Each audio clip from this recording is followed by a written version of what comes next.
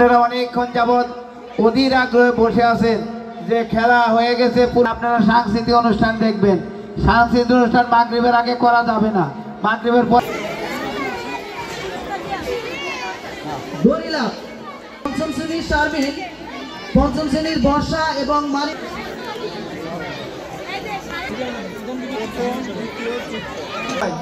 আমি 36টি মামলা খাইছি, তা তো আমার দুঃখ নাই। আমার আত্মীয় স্বজন মামলা খাইছে, তা তো দুঃখ নাই। আমরা কিন্তু দেশে আছি।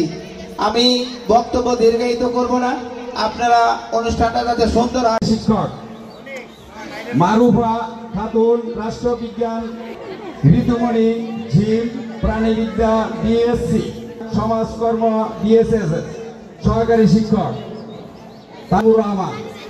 আমি এই স্কুলে শুধু বাধ্যতামূলক আমি শিক্ষক বলেছি যে তারা কোরআন শরীফ শিক্ষা পাবে এবং পারবে।